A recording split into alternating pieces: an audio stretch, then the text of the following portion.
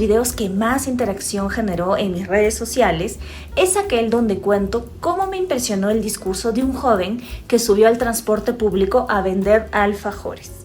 ¿Sabes por qué ese reel, ese short llamó tanto la atención? Pues porque narra una historia, una vivencia, algo real. Y está comprobado que el ser humano recuerda más y mejor la información que se le proporciona a través de una historia o un relato. De seguro recuerdas muy bien los cuentos que escuchabas en tu infancia para dormir o las historias de tantos personajes y dibujos animados. Aunque no lo sabíamos, en ese entonces el storytelling ya existía como forma de comunicar información y hoy es un elemento mega potente para dar a conocer tus ideas de una manera dinámica y entretenida. Quédate viendo este video hasta el final para que conozcas dónde, cuándo y cómo aplicar esta herramienta considerada todo un arte. Historia. Telling, contar. Literal, el storytelling es contar una historia, pero no cualquiera. Tiene que ser una que enganche, que motive y que comunique de manera clara la información que se desea transmitir. ¿Dónde aplicamos el storytelling? Se puede aplicar en todas nuestras formas de comunicación. En una exposición, un debate, una conversación entre amigos, una discusión con la pareja.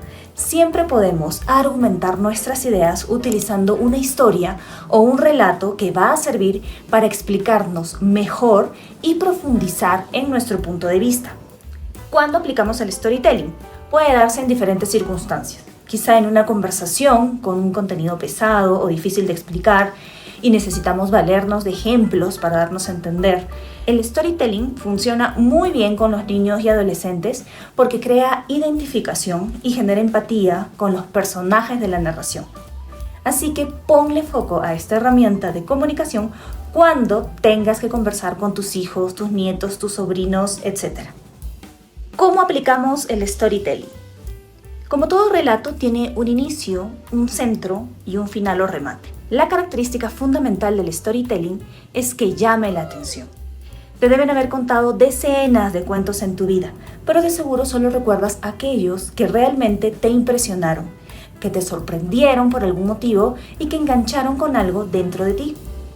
Por eso, el inicio de la historia debe estar cargada de emoción y dejar en quien lo lee o escucha la sensación de querer saber más. No hay mínimo ni máximo para la extensión, pero sí debe tener un gancho lo suficientemente potente como para que se desee continuar con el relato.